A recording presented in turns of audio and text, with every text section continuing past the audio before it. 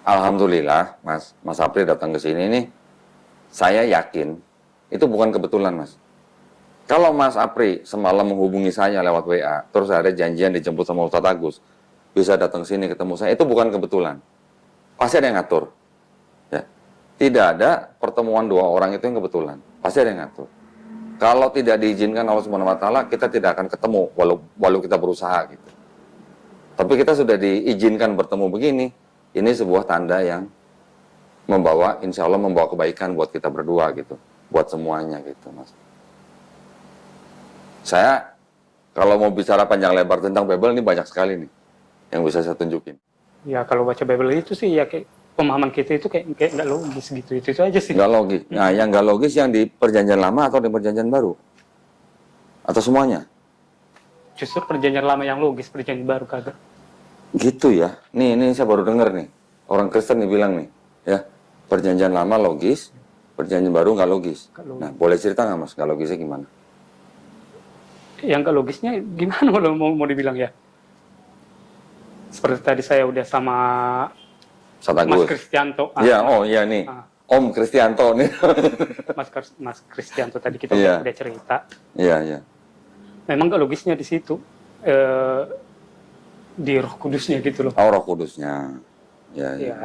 Sepertinya ya kalau yang seperti yang udah kita alami ya, kita kan kok Kristen Protestan gitu loh. Dalam Kristen Protestan kan ada itu namanya Roh Kudus turun gitu. Iya. Ya, tapi sama sekali nggak merasakan. Nggak pernah saya rasakan gitu. Iya, nggak merasakan. Jadi Roh Kudusnya di mana gitu loh. Tadi gerejanya apa? Kan karismatik. Iya, karismatik. GPDI kan? GPDI. Kan ada bahasa roh kan harusnya kan? Ya justru itu dia. Nggak pernah merasakan. Nggak pernah merasakan sama sekali. Berarti nggak pernah dijamah Roh Kudus gitu ya? Ya nggak tahu ntar Roh Kudus ada atau gimana ya, kita nggak tahu sih. Yang penting yang saya tahu ya. Iya. Biasa aja kagak. Tapi sampai saat ini Mas Apri percaya bahwa Yesus itu Tuhan? Kalau itu masih gelembung 50% memang. Oh, 50%. Turun apa naik? Ya tadinya.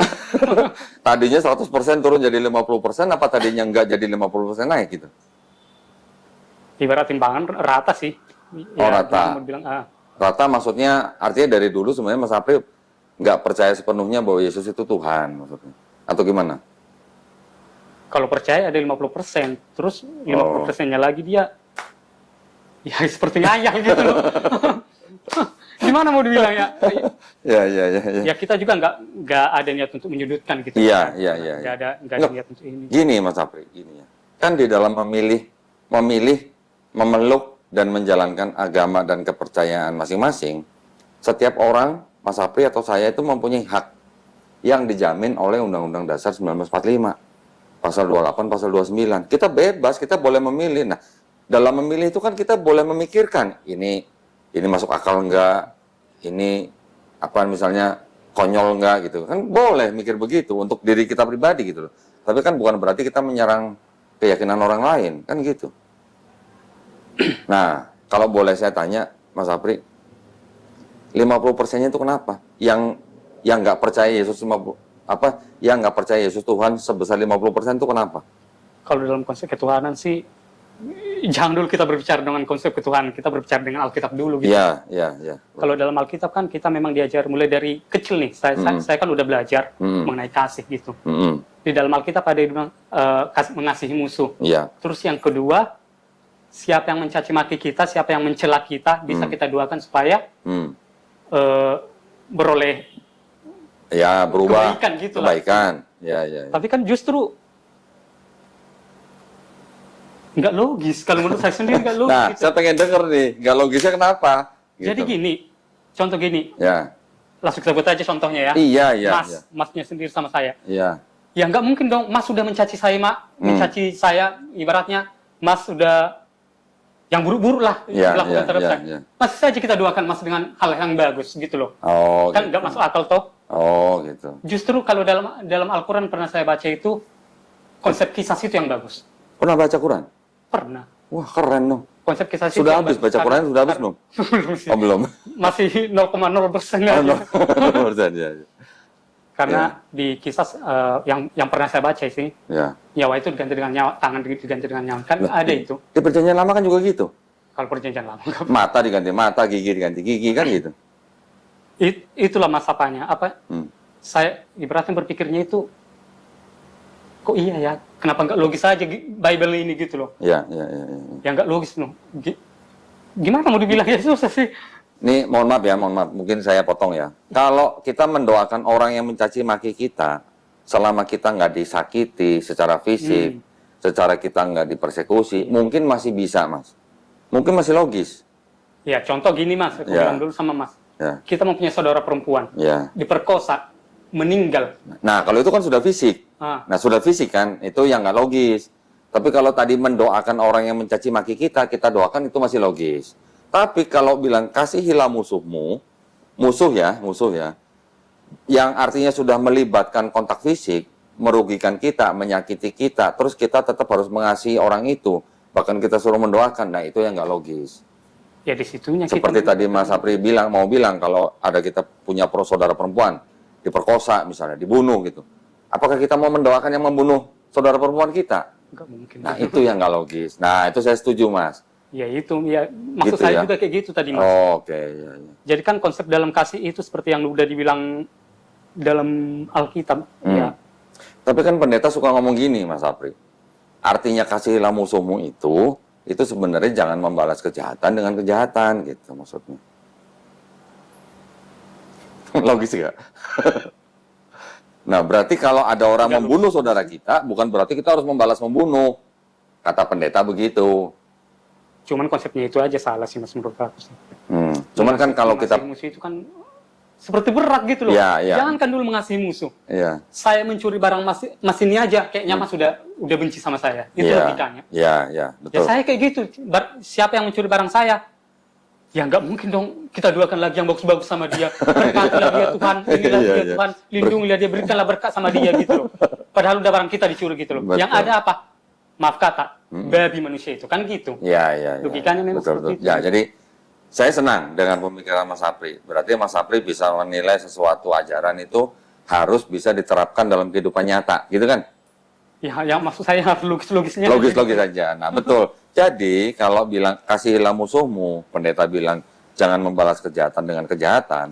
Tetapi kalau kita sendiri atau anggota keluarga kita sendiri atau bahkan dalam konteks satu bangsa, ya, disakiti atau dijajah atau dizolimi, ya, artinya ditindas, kan kita punya hak untuk melawan.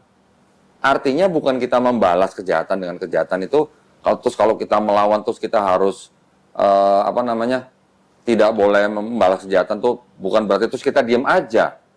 Masa kalau negara kita dijajah terus kita diam aja, ambil aja semua gitu kan enggak. Pasti gitu dong.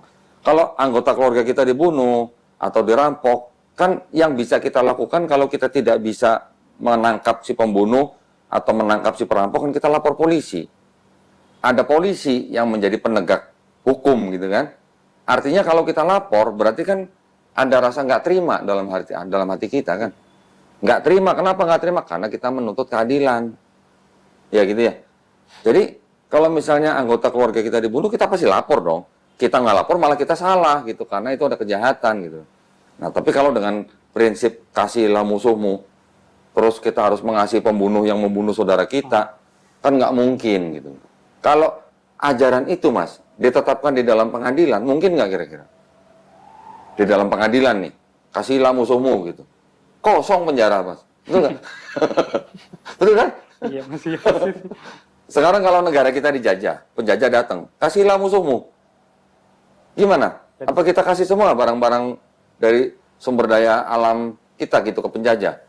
Kan enggak kan? Pasti kita lawan, kita usir kan? Tujuannya kita usir apa?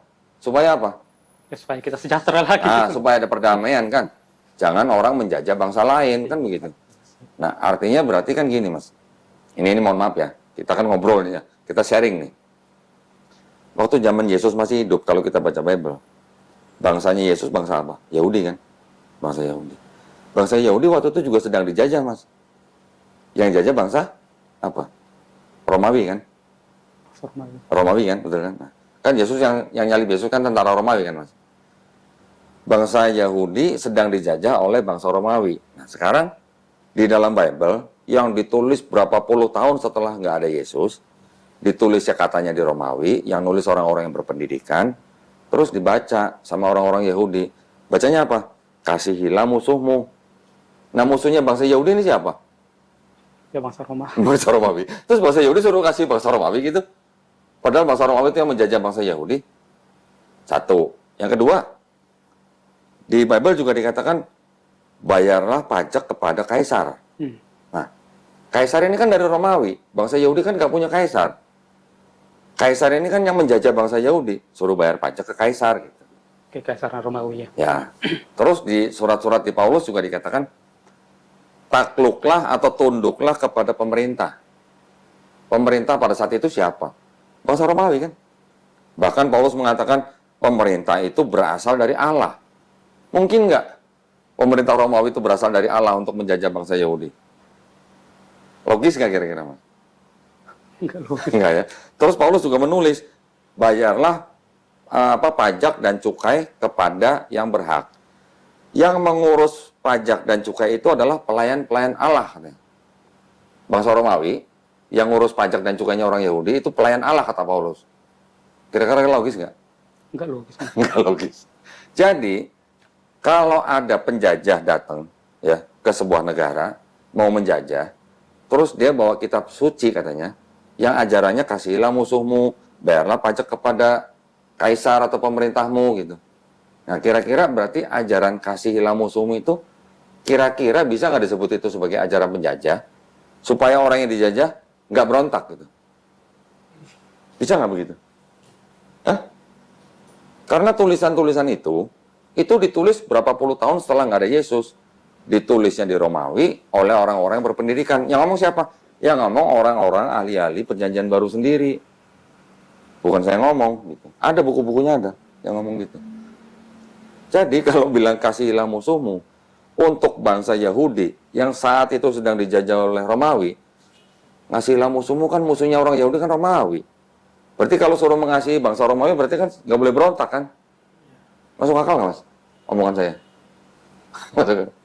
Bisa diterima sih. Bisa diterima. Ya, jadi itu salah satu ya. Tetapi gini, di dalam konteks beragama, terus konteks berbangsa, kita tidak boleh menjelek-jelekan ajaran agama orang lain. Itu adalah hak masing-masing. Iya. Ya, semuanya dilindungi. Tapi kalau Mas Apri sekarang sudah mulai merasa bahwa ajaran itu tidak logis untuk Mas Apri, nah monggo, tinggal dicari gitu. Silakan gitu. Nah, saya juga mau nanya nih sama Mas Apri ini. Mas Apri kan sudah baca Bible. Sudah baca perjanjian lama, tadi katanya logis. Sudah baca perjanjian baru, nggak logis gitu ya. Terus percaya Yesus Tuhannya tuh 50% gitu ya. Terus di dalam Bible, di PB itu kan diceritakan bahwa Yesus itu kan disalib untuk menebus dosa manusia. Iya. Betul. Masih percaya itu nggak, Mas? Kalau dalam konteksnya kematian ya, kematian sama kebangkitan itu ya bisa-bisa jadi terima gitu loh. Kematian dan kebangkitan. Tapi tujuan daripada kematian dan kebangkitan itu untuk menebus dosa manusia bisa diterima nggak? Kalau masalah itu bisa saja kita terima sih, Mas. Bisa diterima. Bisa saya terima. Nah, Ya masalahnya itu yang janggal itu justru hari kelahirannya gitu loh. oh hari kelahirannya, 25 Desember. 25 Desember. Ya, kenapa hari kelahiran? Kenapa? Semua orang Kristen merayakan hari Natal tanggal 25 Desember, tapi di dalam Alkitab itu nggak pernah ada tertulis Tuhan Yesus lahir tanggal 25. Iya benar. Ya benar ya, memang nggak ada gitu 25 Desember. Jadi yang dirayakan itu apa? Sedangkan yang dalam Alkitab aja nggak ada gitu loh. Ya betul. Ya makanya saya bilang kita ambil sebuah agama gitu loh, atau satu agama gitu loh, yang logis saja gitu. Kalau menurut aku itu nggak logis sama sekali. Ya. Mulai dari kejadian sampai keluaran itu apalagi perjanjian lama terus Matius sampai Wahyu itu nggak ada, itu 25 Desember lahir Tuhan Yesus. Iya, betul. Udah saya baca toh nggak ada. Ini Mas tahu nih berarti. Berarti Mas tahu nih berarti nggak ada 25 Desember di Bible, ya kan?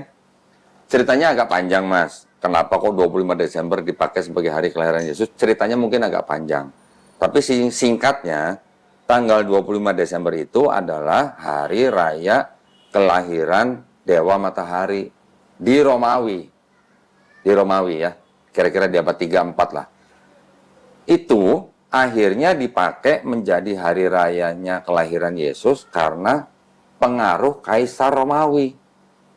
Pada waktu awal-awal Kristen menjadi agama resmi Romawi.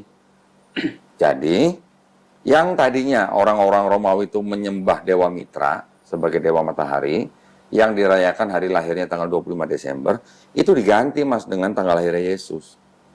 Karena Kristennya mau dijadikan agama resmi Romawi gitu. Makanya orang-orang Romawi yang tadinya kalau 25 Desember itu berpesta pora, merayakan hari lahirnya Dewa Mitra, diganti dengan Yesus. Berontak dong. Tapi Kaisar bilang, oh nggak apa-apa, kamu masih tetap boleh pesta kok. Gitu. Ini cuman ganti aja, cuman ganti yang disembah gitu. Kalau tadinya Dewa Mitra, ini sekarang jadi Yesus gitu. Makanya kalau Mas April lihat foto-foto Yesus atau gambar Yesus, sering lihat nggak kalau di belakang Yesus kepalanya tuh ada lingkaran sinar? Ada di belakang. Ada, pernah lihat? Kebanyakan di Katolik, kalau di Protestan mungkin nggak banyak. Protestan juga ada sih. Ada juga. Nah, kenapa ada lingkaran seperti kayak lingkaran matahari di belakang kepala Yesus? Itulah di matahari itu gitu. Gitu. Iya, ya kita juga sharing aja Mas gitu. Iya. Saya juga biar biar tahu juga gitu. Iya. Nanti gini Mas, omongan saya nanti Mas boleh cek di Google, nanti Mas boleh cek di buku-buku apa. Saya juga punya buku-bukunya nih. Semuanya ada di sini. Jadi saya ngomong ini berdasarkan apa yang ada di buku gitu. Ya. Jadi kalau kita melihat kenapa Yesus di belakang ada kayak lingkaran sinar, yaitu menunjukkan bahwa itulah penggantinya Dewa Mitra. Kalau yang tadinya Dewa Matahari, ini disebutnya sebagai anak Tuhan gitu. Gitu. Nah, orang Romawi, orang Yunani, itu kan memang mereka sudah terbiasa dengan menyembah dewa-dewa. Ya kan Mas ya? Di dalam Yunani juga ada tuh yang namanya dewa paling tinggi, namanya siapa? Dewa Zeus namanya. Dewa Zeus menghamili perempuan muda bernama Danae dalam bentuk hujan emas. Akhirnya perempuan ini punya anak namanya Perseus gitu. Jadi Perseus ini 50% manusia, 50% dewa gitu.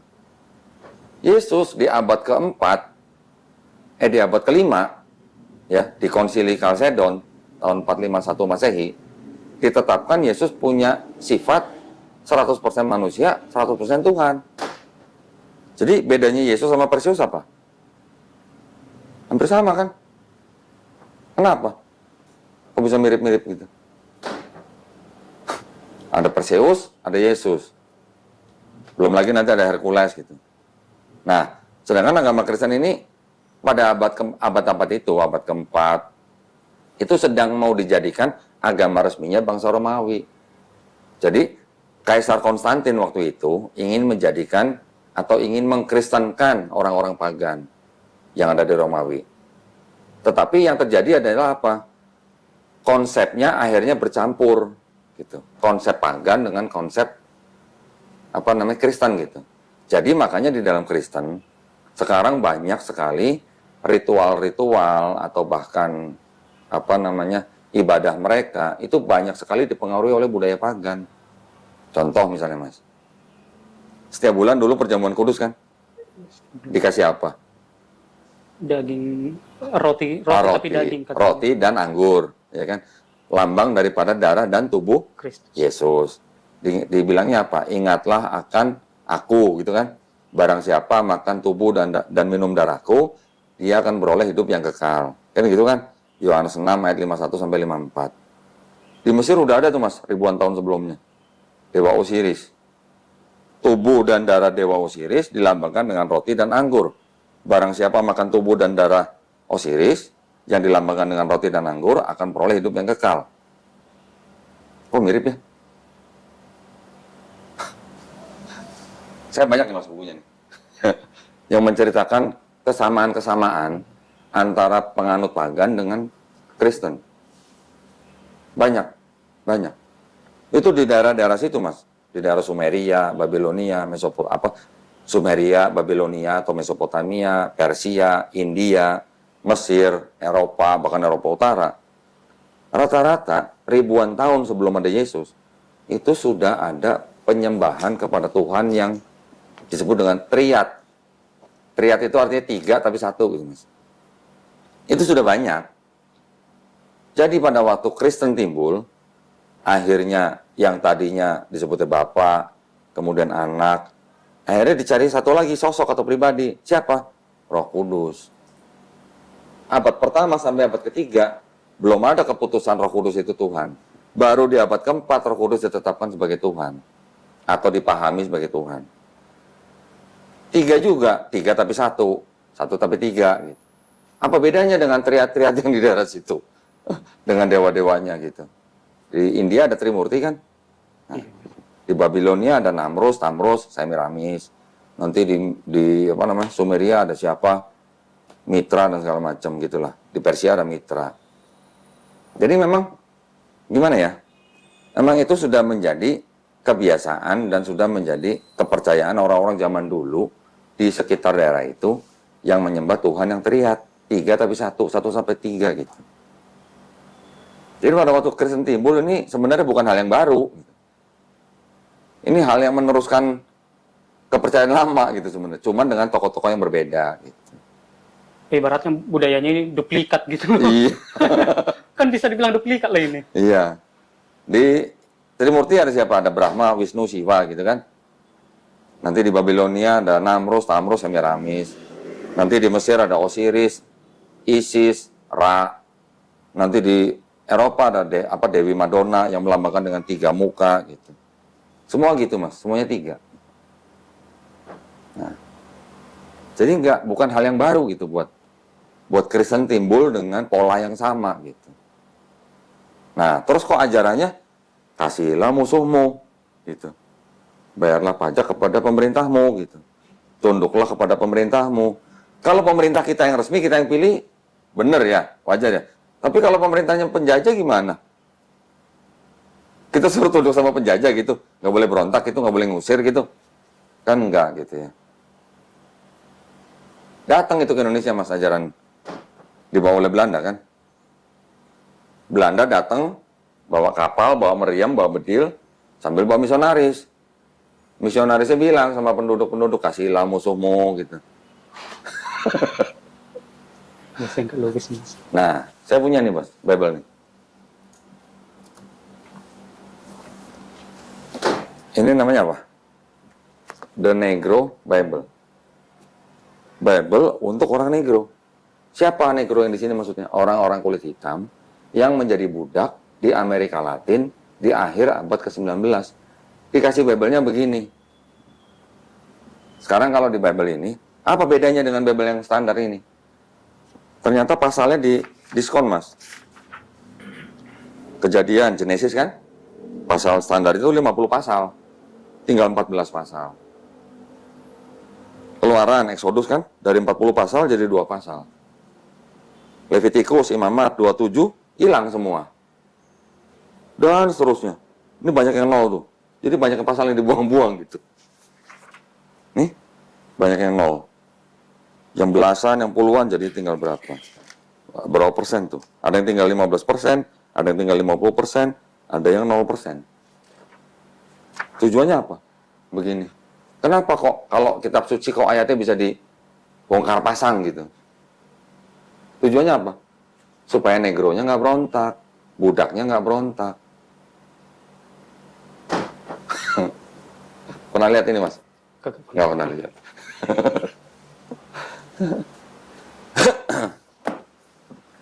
Belum lagi ada ini mas.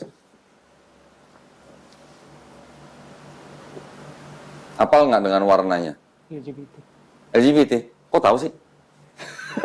Ya memang itu kan lambangnya itu. Iya lambangnya. Ini tulisannya apa nih mas? Gitu. Jadi Bible buat siapa? Untuk para gay. Untuk para gay. Ini pernah dengar King James Version? King James Bible pernah dengar? Belum pernah. Nggak pernah ya? Oke. Nggak tahu mungkin. Jadi tergantung untuk siapa gitu Bible itu. Bisa dibongkar pasang gitu. Pasalnya dan ayatnya. Gitu. Nah, alhamdulillah Mas Apri datang ke sini nih, saya yakin itu bukan kebetulan Mas. Kalau Mas Apri semalam menghubungi saya lewat WA, terus ada janjian dijemput sama Ustadz Agus, bisa datang ke sini ketemu saya, itu bukan kebetulan. Pasti ada yang ngatur. Ya. Tidak ada pertemuan 2 orang itu yang kebetulan. Pasti ada yang ngatur. Kalau tidak diizinkan Allah Subhanahu wa taala, kita tidak akan ketemu walau kita berusaha gitu. Tapi kita sudah diizinkan bertemu begini.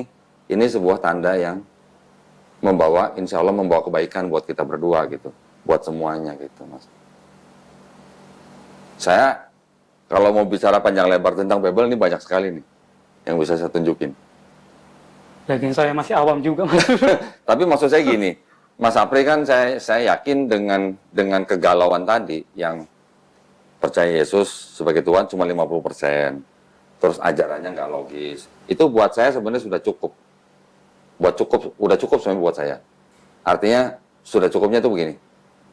Saya tidak perlu lagi menunjukkan ke Mas Apri ada ayat-ayat yang tidak asli dalam Bible kan? Tahu nggak di dalam Bible ada ayat tidak asli? Belum pernah. Belum pernah dengar? Atau mau baca sekali-sekali ya? Sekali aja biar tahu gitu ya. Jadi biar jangan disangka saya nanti mengada-ngada gitu. Nah, ini pegang Mas. Pegang aja. Ini kitab suci apa? Katolik. Katolik. Nih, bukan di sini. Ini apa? Tidak untuk diperdagangkan. Terus ini dari mana nih? 2009 kan ya? Ini untuk dipersembahkan oleh siapa? Kepada umat Katolik. Oleh? Direktur Jenderal Bimbingan Masyarakat Katolik Departemen Agama Republik Indonesia. Resmi nggak? Resmi dong. Departemen. Cuma tidak untuk diperdagangkan kan? Nah, saya kasih lihat ada ayat begini Mas. Pegang. Nah, Mas baca nih di sini nih 1 Yohanes pasal 5 ayat 7. Ini 7 nih. Nah, ini 7. Sampai ayat 8. Coba tolong dibaca Mas. 1 Yohanes pasal 5 ayat 7. Nah, ini kan 7 nih. Nah, dari ayat 7 dibaca sampai ayat 8. Sebab ada 3 yang memberi kesaksian di dalam surga, Bapa, Firman, dan Roh Kudus, dan ketiganya adalah satu. Dan ada 3 yang memberi kesaksian di bumi, roh dan air dan darah, dan ketiganya adalah satu. Pernah baca kan pasti? Di Bible-nya Mas Abe pernah baca dong? Pernah sih, pernah. Pernah kan? Kan ada Bapa, ada Firman, ada Roh Kudus, dan ketiganya adalah satu, ya kan? Itu kan dianggapnya sebagai bukti bahwa di dalam Bible itu ada ajaran Trinitas gitu kan? Iya, konsepnya Trinitas ada. Ada Bapa, Firman, dan Roh Kudus gitu. Dan ketiganya satu. Itulah satu-satunya bukti di dalam Bible bahwa ada ajaran Trinitas kan gitu. Nah, ini ada catatannya nih Mas Ibu nih. Ayat 7 sampai 8 coba dibaca sampai sini. Di dalam surga, di bumi. Nah, Bagian dibaca. ayat ini tidak terdapat dalam naskah-naskah Yunani yang paling tua, dan tidak pula dalam terjemahan-terjemahan kuno, bahkan tidak dalam naskah-naskah paling baik dari Vulgata. Bagian ini kiranya aslinya sebuah catatan di pinggir halaman salah satu naskah terjemahan Latin, yang kemudian disisipkan ke dalam naskah-naskah oleh penyalin, dan akhirnya bahkan disisipkan ke dalam beberapa naskah Yunani. Karenanya bagian ini pasti tidak asli. Nah, kok bisa ya tidak asli? Pernah lihat nggak Bible ada catatan kakinya seperti ini? Bible catatan kaki sih nggak pernah sih, Mas. Nggak pernah. Mungkin karena beda ya, ini Beda, ini jauh lebih tebal. untuk Katolik atau memang ada ayat Ya. kakinya, tapi dia ayat kaki itu cuma Yohanes ini, ayat ini. Oh iya, ini, itu referen. dia. Itu namanya ayat silang namanya Mas. Nah tapi kalau ini ada catatan kakinya, ada catatannya ayat ini asalnya apa, dari apa, jadi apa gitu. Dan ini baru salah satu Mas. Masih ada lagi yang lain. Jadi Bible ini mengakui bahwa ada ayat yang tidak asli. Tidak asli itu artinya apa? Tadinya sebuah catatan, kemudian dijadikan menjadi ayat, disisipkan gitu kan. Kalau tidak asli artinya apa? Ada yang tertambah, ada yang dikurang-kurangi, itu tidak asli. Nah, kalau tidak asli kata lainnya apa? Apa? Kata lainnya apa kalau tidak asli? Ya tidak resmi gitu. Tidak resmi ya. Nah gitu. Dan ini baru salah satu Mas. Masih banyak yang begitu di sini. Ini dari sumber mereka loh ya. Bukan dari Quran loh. Bukan dari asumsi saya loh. Kira-kira kalau menurut Mas Apri, kalau sebuah kitab yang disebut kitab suci, ada ayat yang tidak asli, atau sisipan, atau tambahan gitu. Menurut Mas Apri itu bisa nggak disebut sebagai kitab suci? Nggak bisa, Mas. Nggak bisa. Karena memang dalam Alkitab juga pernah ya saya baca juga. Bagi siapa yang menambah-nambahi, itu di kitab Wahyu ya. Bagi siapa yang menambah-nambahi atau mengurang-urangi, ya diterima akibatnya gitu. Nah, iya. Gimana dong? Tapi gini ya, pandangan saya ya terhadap Bible ya. Di dalam Bible masih ada firman-firman Tuhan ya. Sisa-sisanya masih ada, Mas. Ya, di perjanjian lama terutama kan. Di perjanjian lama kan Nabi Musa mengatakan apa? Shema Israel. Ya. Dengarlah hai bangsa Israel. Tuhan Allah kita, Tuhan itu Esa, betul kan? Pernah dengar kan? Pernah. Ulangan 6 ayat 4. Adonai Elohenu, Adonai Ehad, gitu kan?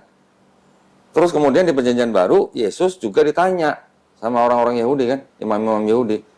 Apa hukum yang terutama, gitu kan? Yesus jawabnya apa? Sama dengan kalimatnya Nabi Musa. Sama kan? Dengarlah hai Israel, Tuhan Allah, Tuhan itu Esa, gitu. Sama, dalam bahasa Ibrani sama. Itu ada di Markus 12:29. Jadi masih ada kesamaan gitu, Mas. Tetapi di luar daripada itu, juga banyak ajaran-ajaran yang kok tadi Mas Apri bilang gak logis gitu. Ya kan? Nah, karena apa? Karena yang menulis itu nggak tahu siapa gitu, Mas. Terutama yang Matius, Markus, Lukas, Yohanes ya. Kalau yang Paulus ada berapa surat kan kira-kira 14 surat. Ternyata separuhnya juga bukan Paulus sendiri yang nulis. Ini saya ada nih buku-bukunya nih, yang bilang begitu. Yang nulis ternyata adalah pengikut-pengikut Paulus yang mengikuti pemikiran Paulus. Gitu. Kenapa bisa disimpulkan bahwa bukan Paulus yang menulis? Yang nulis ini ahli-ahli perjanjian baru semua loh, Mas. Ya, karena memang gaya bahasanya beda, perbendaharaan katanya beda, tata bahasanya beda gitu. Jadi dipastikan ini bukan Paulus gitu. Mereka kan meneliti manuskrip-manuskrip yang zaman dulu kan, naskah-naskah zaman dulu kan. Jadi mereka bisa menyimpulkan seperti itu gitu. Jadi dulu kan saya juga Kristen ya. Kita dulu sama-sama lah. Kita hanya mendengar dari pendeta gitu kan. Tapi kita sendiri tidak pernah mendalami sampai ke situ gitu. Jadi kita artinya hanya imani saja gitu. Betul? Iya, Mas ya. Betul kan? Nah, kira-kira nih saya mau nanya nih sama Mas Apri nih. Mas Apri anggap aja nih sampai sekarang kan tadi kan saya tanya masih percaya bahwa Yesus mati di atas kayu salib dan bangkit dari ketiga itu untuk menebus dosa Mas Apri kan? Betul kan? Kira-kira Mas, kalau Mas Apri dikasih kesempatan bisa ngelihat Yesus mau disalib nih. Kira-kira, ini andai kata nih kan, pada waktu ngelihat Yesus mau disalib, Mas Apri sebagai orang Kristen yang percaya bahwa Mas Apri dosanya sudah ditebus dengan matinya Yesus, ngelihat Yesus mau disalib, kira-kira mau lari seperti murid yang lain, atau mau bantu tentara Romawi nyalib Yesus, atau mau nolong Yesus supaya nggak disalib? Ya kalau kita di situ mau nolong sih kalau sebenarnya ada gitu loh, kalau memang benar ada gitu loh. Mau nolong Yesus supaya nggak disalib kan? Iya. Berarti Mas Apri cinta Yesus kan? Iya dong. Kalau mau nolong Yesus supaya nggak disalib kan berarti Mas Apri cinta dengan Yesus kan? Tapi kalau Mas Apri menolong Yesus supaya nggak disalib, dosanya Mas Apri nggak ditebus dong. Gimana? Karena nggak jadi mati gitu. Karena nggak jadi mati. Betul kan? Iya. Logis nggak pertanyaan saya? Logis, Mas. Logis nggak? Kalau Mas Apri mau dosanya ditebus dengan matinya Yesus di atas kayu salib, Mas Apri harus bantu tentara Romawi nyalib Yesus supaya mati. Kan gitu. Kalau dia nggak mati, dosa kita nggak ditebus kan gitu. Tapi tadi Mas saya nggak arahkan, nggak apa. Mas Apri bilang nolong Yesus supaya nggak disalib. Berarti Mas Apri kan sebenarnya cinta dengan Yesus. Betul? Logis nggak omongan saya? Logis itu. Cuman nggak logisnya di situ aja. Kalau kita tolong nggak jadi ditebus. Nah, Tapi kalau kita tolong ya justru sama aja nggak ditebus gitu loh. iya. Jadi Gimana dong? itu Mas kayak Maju kena mundur kena dong. Nah, sekarang saya mau nanya lagi nih sama Sapri. Kalau orang Kristen percaya bahwa dosanya sudah ditebus sama matinya Yesus di atas kayu salib, Mas ya. Berarti yang menyalibkan Yesus tentara Romawi, ya. Tentara Romawi kan disuruh sama Pontius Pilatus kan? Iya. Pontius Pilatus diminta sama siapa? Imam-imam Yahudi kan? Imam Yahudi bisa nangkap Yesus dari siapa? Yudas Iskariot. Yudas Iskariot bisa menyerahkan Yesus ke Imam Yahudi karena siapa? Ada yang membisiki dia kan? Ada yang bisa. Siapa? Iya. Iblis kan? Ada ayatnya kan di Bible. Jadi iblis membisiki Yudas, Yudas menyerahkan Yesus ke Imam Yahudi, Imam Yahudi minta Pontius Pilatus untuk disalibkan Yesusnya, Pontius Pilatus baru nyuruh tentara Romawi untuk nyalib kan? Ini 5 pihak ini yang menyalibkan Yesus supaya mati di atas kayu salib, supaya nebus dosanya Mas Apri. Ini 5-5-nya berjasa apa berdosa, Mas? Kalau dalam konteks tadi berjasa. Berjasa dong. Kalau berjasa harusnya masuk surga atau masuk neraka? Masuk surga sih. Harusnya masuk. Mau satu surga sama iblis. Gimana? Ya karena memang nggak logis sih Mas. Nah, itu karena aja nggak sih. logis.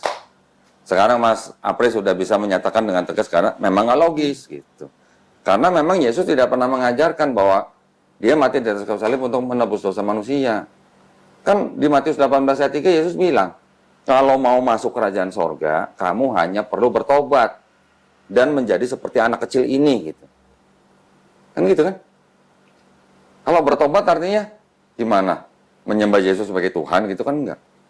Yesus nggak pernah bilang sembahlah aku kan? Iya. Karena Yesus hanya bilang bertobat dan menjadi seperti anak kecil ini. Baru bisa masuk kerajaan Allah. Betul?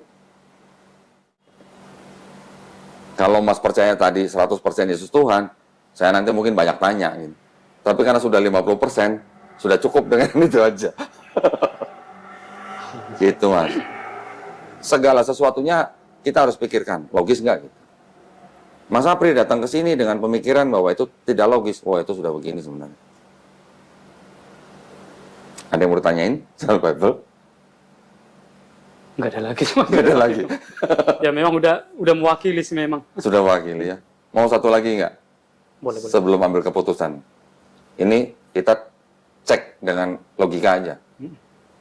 Kira-kira menurut Mas Apri, Yesus disalib itu kira-kira rela nggak?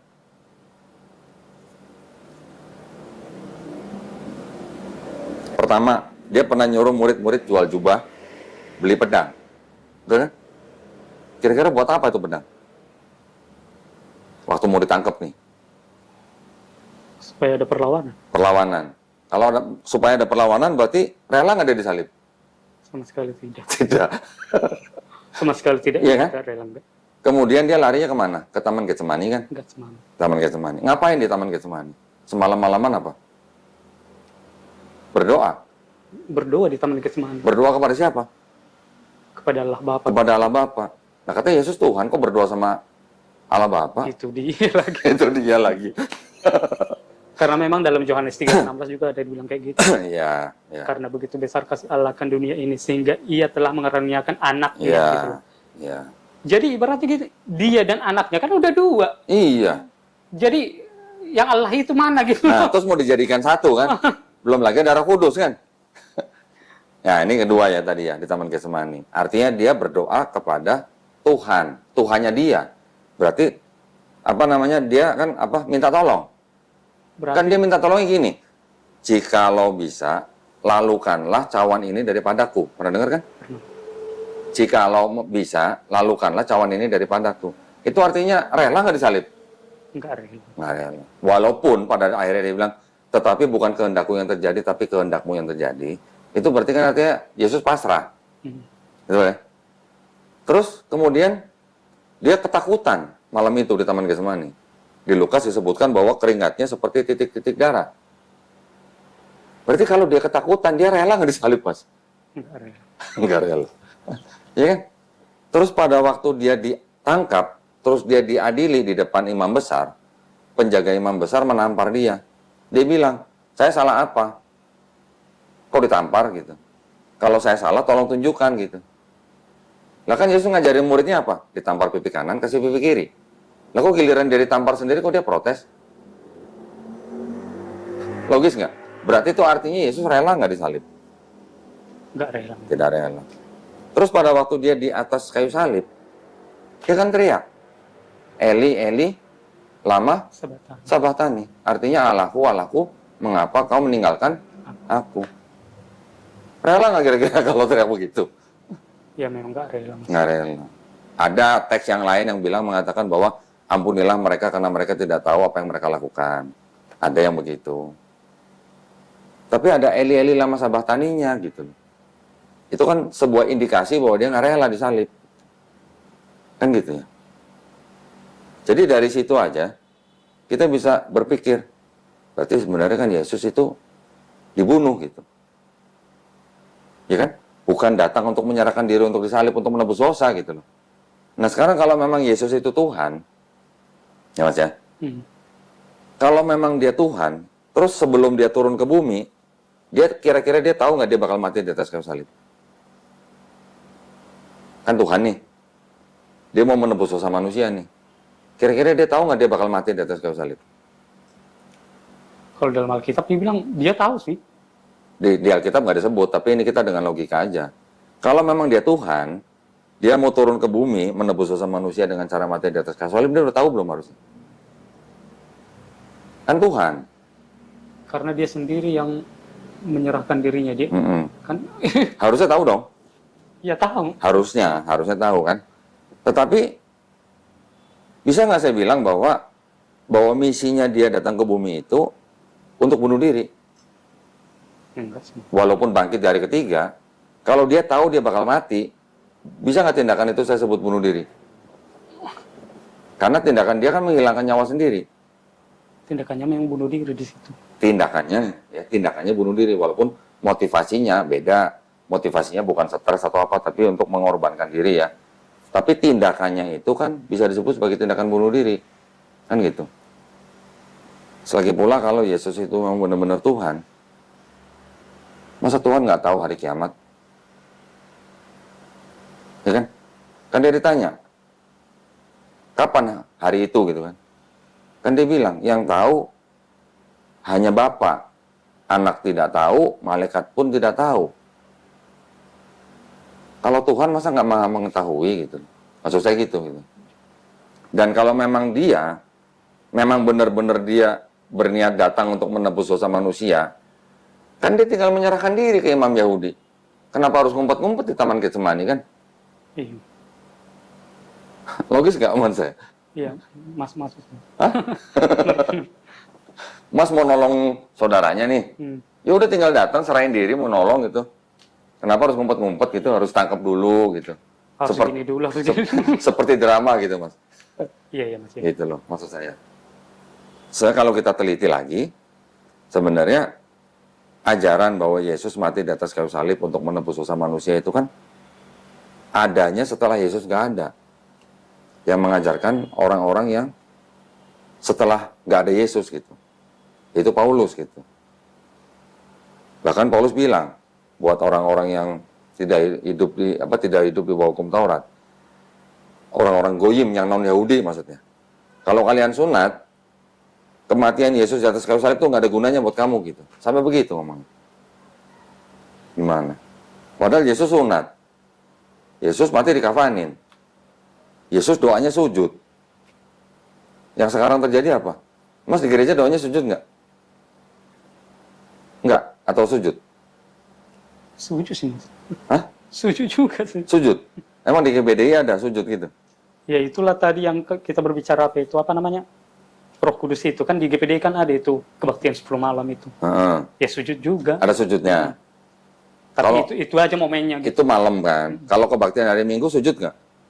Kalau sujud enggak justru bergirang. Malah joget-joget gitu kan? Kalau orang Kristen mati di kafanin atau masuk peti mas? Masuk peti langsung. Masuk peti. Yesus di kafanin kan matinya kan? Nah sekarang umat beragama apa yang mati di kafanin? Yang penting bukan Kristen. Sekarang menurut Mas Apri, umat beragama apa yang sekarang Mas Apri tahu yang kalau mati di kafanin? Orang Islam. Orang Islam. Orang Islam juga kalau doa, sholat, sujud kan? Yesus kira-kira pernah makan babi nggak mas? Kalau di Bible? Kapan? Nggak pernah. Umat beragama apa yang nggak makan babi? Muslim. Muslim. Ya kan? Jadi yang ngikutin Yesus siapa kalau gitu? Kristen atau Muslim? Yesus puasa, Mas. Yang puasa siapa sekarang? Muslim atau Kristen? Puasa full 1 bulan maksudnya ya? Muslim. Muslim. Gimana dong? Kenapa kalau memang Kristen mengaku sebagai pengikut Yesus, kenapa nggak ngikutin gitu loh? Kenapa berubah semua gitu? Mati masuk peti, doanya jingkrak-jingkrak, nggak ngikutin hari Sabat gitu, malah hari Minggu gitu, ya kan? Terus babi dimakan gitu kan? Saya juga dulu makan babi, ya. Kenapa nggak mengikuti gitu loh Yesusnya? Kenapa yang mengikuti malah Islam gitu loh Mas? Berarti ada kemungkinan nggak bahwa sebenarnya Yesus itu sebenarnya Muslim? Kita yang ngikutin dia gitu. Buktinya masih ada, masih kita praktekkan sampai sekarang. Kita sholatnya sujud, kita nggak boleh makan babi, kita mati dikafanin, kita berpuasa, gitu kan? Ada semua kan di Bible kan? Jadi ada kemungkinan nggak tuh Yesus sebenarnya Muslim? Ya juga sih. Nah, kan Mas Apri semalam kan bilang, Mas Apri pengen nanya-nanya soal Islam, ya kan? Iya. Nah, Islam itu artinya sebenarnya adalah berserah diri, Mas. Ya, berserah diri, damai, selamat, patuh, taat, tunduk kepada siapa? Kepada Sang Pencipta aja. Hanya kepada Sang Pencipta. Gitu. Itu artinya Islam tuh, Mas. Nah, Islam. Kalau orangnya disebut Muslim. Gitu. Ya, Muslim orang yang berislam gitu, Mas. Jadi kalau Muslim adalah orang yang berislam atau dengan kata lain orang yang berserah diri kepada siapa? Kepada Sang Pencipta. Gitu. Pencipta ada berapa? Cuma satu. Jadi Muslim adalah orang yang berserah diri kepada kehendak Sang Pencipta. Gitu. Tetapi di dalam Islam itu kan ada syariat-syariat. Ya. Pada zaman Nabi Adam sampai Nabi Abraham alaihissalam, mungkin syariatnya bagaimana. Nanti pada waktu Nabi Musa alaihissalam diturunkan syariat nih, namanya Taurat. Gitu kan? Pada zaman Nabi Daud diturunkan lagi syariat, namanya Zabur atau Mazmur. Ya. Pada zaman Nabi Isa atau Yesus diturunkan syariat lagi namanya Injil. Nah, itu semuanya adalah syariat-syariat pada zaman itu untuk bangsa Israel. Hanya untuk bangsa Israel kan? Apakah untuk seluruh dunia? Enggak. Kan Yesus bilang di Bible juga kan, aku diutus hanya untuk domba-domba yang tersesat dari bangsa Israel. Bahkan murid-muridnya dilarang pergi ke negeri Samaria kan? Nggak boleh kan? Musa juga menerima Taurat untuk bangsa Israel. Begitu juga Daud menerima Mazmur juga untuk bangsa Israel. Nabi Isa juga begitu untuk bangsa Israel. Gitu. Jadi itu namanya syariat. Nah, syariat-syariat semua yang 3 itu kan untuk bangsa Israel, untuk bangsa tertentu gitu. Ya kan? Barulah diturunkan syariat yang terakhir, yaitu Quran, Mas. Di dalam Quran ini, kalau mau dicari intisari daripada Taurat, Zabur, Injil, semuanya ada dalam Quran. Intisarinya ya. Misalnya contoh apa? 10 perintah Allah. Ada. Kalau kita mau cari dalam Quran ada 10 perintah Allahnya. Di dalam Injil ada, di dalam Zabur ada. Intisari, tapi ya nggak semua ya. Jadi Quran ini bukan Taurat, Zabur, Injil jadiin satu ditambah menjadi Quran, bukan. Tapi intisari ada di dalam Quran ditambah dengan syariat yang baru gitu, Mas. Tapi kalau kita perhatiin, Mas, ya. Nabi Musa pada waktu mau masuk kemah perjanjian, dia membasuh kakinya, membasuh tangannya. Membasuh artinya apa? Cuci kan? Kalau orang Islam sebutnya apa? Wudu. Orang Islam yang berwudu mau ke masjid atau mau ke sholat? Syariat, ini juga syariat. Ada kesamaan gitu, Mas. Ya. Nabi Daud sujud. Nabi Isa sujud. Puasa, ada zakat, perpuluhan bayar kan? Berapa persen? Lupa. Tapi perpuluhan ada sih. Ada kan? Nah, ya maksud saya, kalau perpuluhan itu kita sebut dengan kurang lebih seperti zakat. Mirip lah, tapi walaupun tidak sama persis, tapi mirip zakat gitu lah ya. Jadi dari bangsa Israel sudah ada perpuluhan, sudah ada wudhu, sudah ada sholat sebenarnya. Mirip-mirip. Di Quran ada semua, Mas. Di Islam ada semua. Ada sholat, ada puasa, ada zakat. Bahkan haji di dalam tradisi bangsa Israel, itu juga sebenarnya ada yang namanya hajj. Ada kata-kata dalam bahasa Ibrani itu hajj. Itu artinya ziarah. Itu ada juga sebenarnya. Cuman itu bukti-bukti sejarahnya kita harus buka. Tapi kalau diperhatikan, ada. Mas Apri pernah dengar mertuanya Musa siapa? Lupa kali ya. Namanya Yitro. Ya. Musa setelah dia membunuh seorang Mesir, dia lari ke Midian kan? Midian itu adanya di mana? Di Arab bagian utara, Mas. Terus akhirnya dia menikahi seorang anak imam besar, yaitu yang bernama Yitro, dinikahi oleh Nabi Musa, tetapi dia harus bekerja untuk mertuanya selama 8 tahun. Itu di Bible ada. Imam besar ini di Arab, Mas. Kira-kira, kan Mekah di Arab kan? Kira-kira imam ini pergi haji nggak? Dia imam loh. Dia juga mengikuti ajaran Nabi Abraham. Berarti di Mekah, kalau dia di Arab Utara, dia pasti berhaji nggak? Tetap berhaji. Berhaji. Kalau dia punya menantu, kira-kira di bawah nggak berhaji? Logika aja, logika gitu. Selama 8 tahun, Musa kerja dengan seorang imam di Arab, yang juga keturunan Nabi Abraham, dari istri-istri yang lain, pasti berhaji. Gitu. Itu yang menunjukkan bahwa sebenarnya dari Abraham sampai Musa, Daud, Isa, itu sebenarnya ajarannya tuh sama sebenarnya. Waktunya sama tuh, artinya sama tuh bukan sama persis detail semuanya enggak, tetapi ada kesamaan gitu lah. Ya, ada wudhu, ada sholat, ada zakat, ada puasa, semuanya ada. Nah, itulah yang disempurnakan dalam Islam, Mas. Nah, satu lagi yang sama apa? Pesannya. Dari Nabi Adam, ya, Nabi Nuh, Nabi Abraham, Nabi Musa, Nabi Daud, Nabi Sulaiman, Nabi Isa, dan semua nabi-nabi. Semua pesannya sama nggak kira-kira? Pesannya apa mereka? Hanya ada satu pencipta kan? Hanya ada satu Tuhan.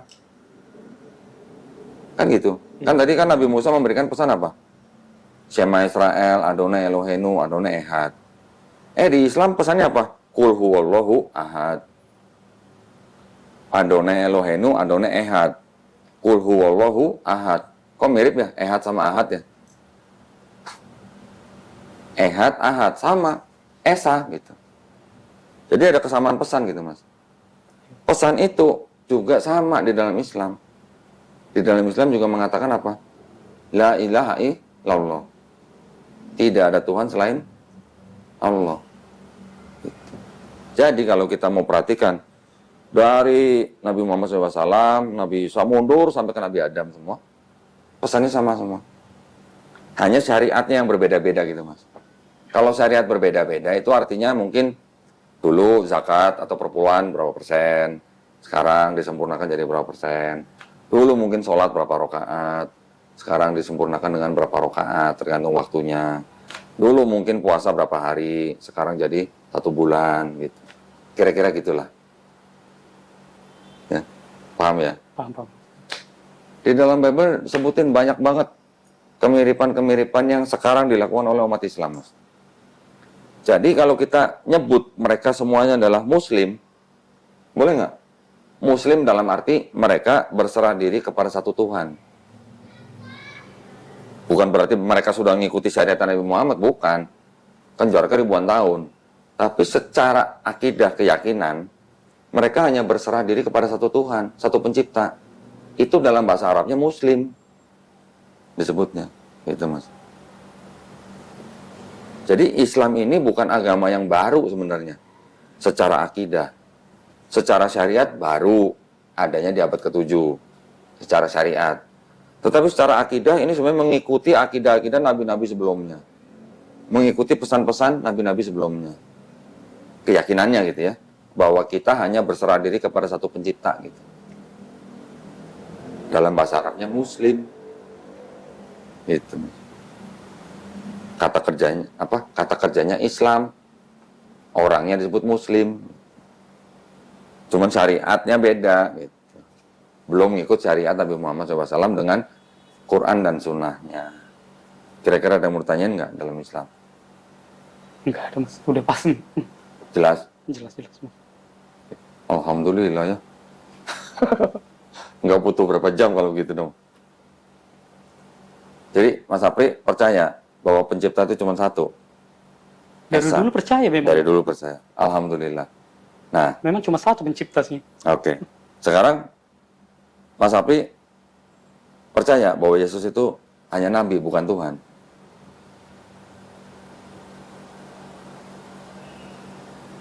Kalau belum yakin, kita diskusi lagi. Kenapa Yesus bukan Tuhan gitu. Kan dari penjelasan tadi udah pas Mas. Sudah pas. Jadi percaya bahwa Yesus itu cuma nabi, bukan Tuhan. Saya kasih ayatnya ya. Saya kasih ayatnya ya. Kita buka Bible.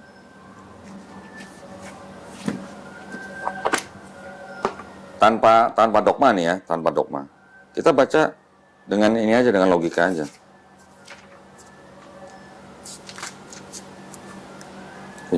Ayat 3, Mas. Yohanes 17 ayat 3. Dibaca aja, Pak.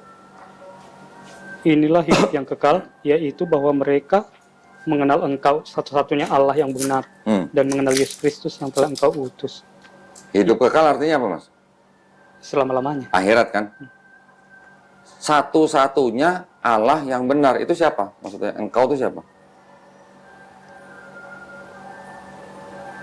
Bapa kan? Itulah pencipta itu. Iya, pencipta itu. Nah kan Yesus menyebutnya Bapa kan? Jadi engkaulah satu-satunya Allah yang benar. Satu-satunya loh Mas, nggak ada dua-duanya loh. Nggak ada tiga-tiganya loh. Satu-satunya Allah yang benar. Terus Yesus yang kau utus. Kalau utusan itu namanya apa? Nabi. Nabi. Buka lagi. Ada lagi Mas. Kalau dogma gereja lain lagi. Satu-satunya Tuhan yang benar tuh Bapa, Anak, dan Roh Kudus gitu. Jadi ada 3 gitu. Tapi kalau kita baca dengan secara plain apa adanya, satu-satunya Allah yang benar itu engkau tuh Bapa. Berarti itu kan Allah. Yesus yang kau utus. Utusan itu apa? Nabi.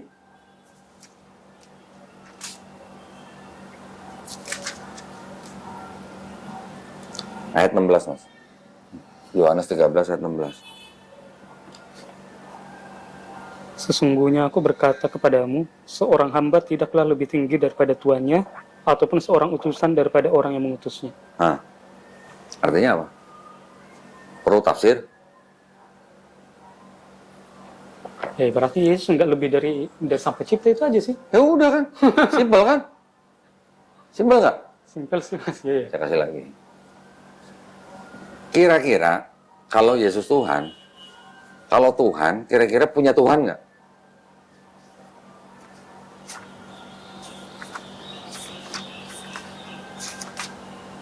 Tuhan itu udah tertinggi tuh Mas. Nggak perlu lagi Tuhan lain. Kalau udah dia Tuhan ya nggak perlu lagi yang Tuhan gitu. Ya, gitu kan? Yohanes 20 ayat 17.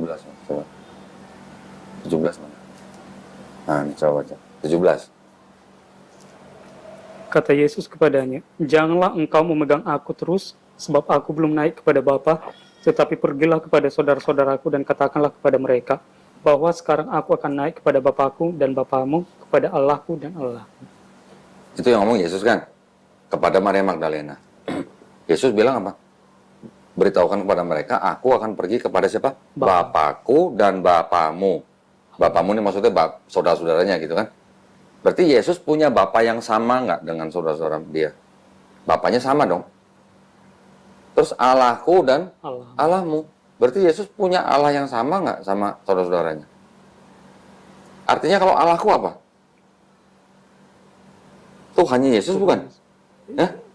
Allah gitu. Iya, Allahku. Kan pakai ku tuh kan? Ada kunya kan? Iya. Berarti apa? Berarti Yesus punya Allah gitu? Punya lah dia. Kalau dari sini. Nah, kalau dari sini ya. Nah terus kalau Yesus Tuhan, Tuhan punya Tuhan gitu?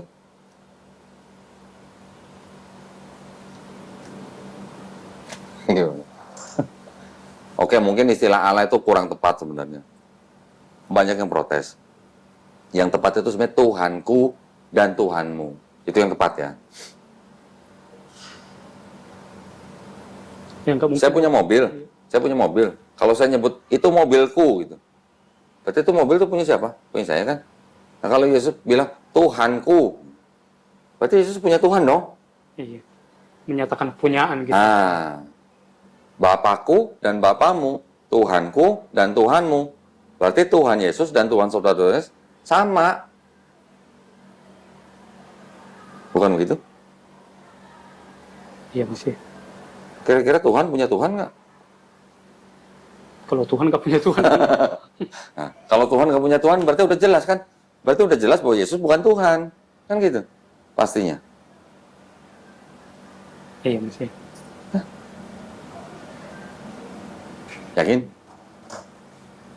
Iya masih. Kalau ada yang belum yakin, coba kita diskusi lagi. Apa yang belum yakin, kira-kira? Sebenarnya udah sih Mas, udah Yakin? Udah yakin sih. Nah udah, berarti Mas Apri kan sudah yakin bahwa Allah itu adalah Esa. Ya kan? Sudah yakin. Sudah yakin bahwa Yesus itu bukan Tuhan, dia hanya seorang nabi gitu. Karena dia disebut utusan gitu.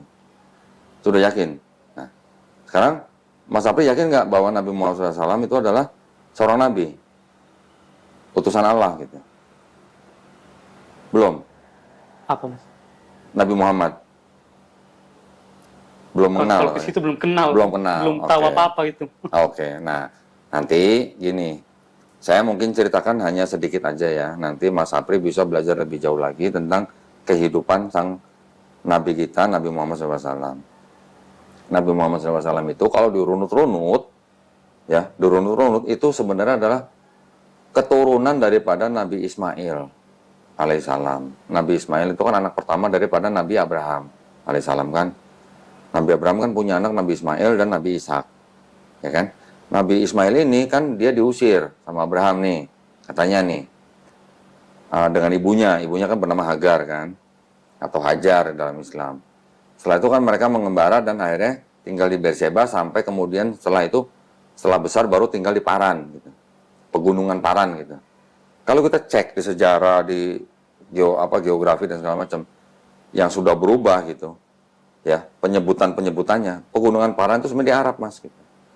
Nah, bertemu dengan orang-orang asli suku Arab, berasimilasi, akhirnya keturunannya sampai kepada Nabi Muhammad SAW. Nabi Muhammad SAW ini disebutkan bahwa dia adalah seorang yang ummi. Ummi artinya tidak bisa baca tulis Mas. Ya, karena memang di negara Arab itu tidak terbiasa dengan tradisi baca tulis. Mereka terbiasanya dengan bahasa syair gitu. Ya, orang-orang Arab itu memang sudah terbiasa dengan syair. Jadi mereka mikirin apa, bikin syair. Mikirin apa, bikin syair. Lihat danau, bikin syair gitu.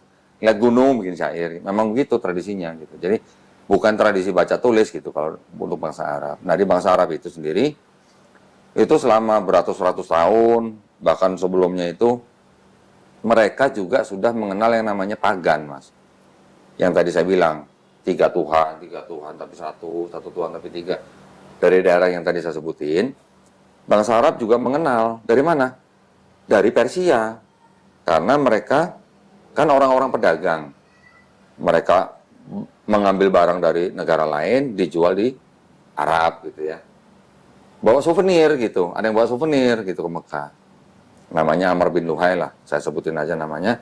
Dia berdagang ke Syam, dia pulang bawa souvenir. Souvenir apa? Patung gitu. Dia melihat orang sana menyembah patung itu gitu. Artinya sebenarnya orang Arab sendiri sebenarnya tahu gitu bahwa pencipta itu namanya Allah gitu. Cuman karena ada patung-patung yang disembah yang dianggap sebagai perantara kepada Tuhan Sang Pencipta, jadi mereka terbiasa dengan menyembah perantaranya, minta tolongnya lewat perantara itu gitu. Bahwa satu patung yang lain nyusul nambah-nambah. Jadi Mekah itu, Ka'bah yang di Mekah itu akhirnya dikelilingi dengan patung-patung berhala yang berasal dari daerah-daerah yang tadi saya sebutin itu. Jadi orang Arab sudah terbiasa dengan menyembah pagan. Setelah Nabi Muhammad lahir, kemudian setelah dia berumur 40 tahun, barulah dia mendapatkan wahyu. Nah, wahyu ini diturunkan melalui malaikat Jibril alaihissalam. Ya, malaikat Jibril ini adalah malaikat penyampai wahyu. Di dalam tradisi Yahudi juga mereka mengenal malaikat Gabriel. Di Kristen juga mengenal malaikat Gabriel.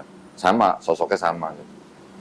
Setelah menerima wahyu, barulah Nabi Muhammad berdakwah kepada bangsanya sendiri yang di Arab itu. Karena mereka selalu menyekutukan pencipta gitu. Nah, Nabi Muhammad akhirnya mendapatkan pengikut, pertama dari saudara-saudara orang dekat, akhirnya kelompok ini makin besar, dipersekusi sama penguasa-penguasa Arab. Penguasa Arab ini sebenarnya juga saudara-saudaranya sendiri gitu. Paman-pamannya sendiri gitu sebenarnya. Akhirnya karena dipersekusi, mereka mengungsi. Awalnya ada yang mengungsi ke Habasyah, ke Ethiopia. Terus akhirnya karena terus dipersekusi, akhirnya Nabi hijrah ke Madinah. Dari Mekah ke Madinah. Gitu ya. Sebagian sudah hijrah duluan. Nah, setelah Nabi hijrah ke Madinah ini, inilah baru Nabi Muhammad SAW itu mempunyai pengikut yang cukup besar. Ya.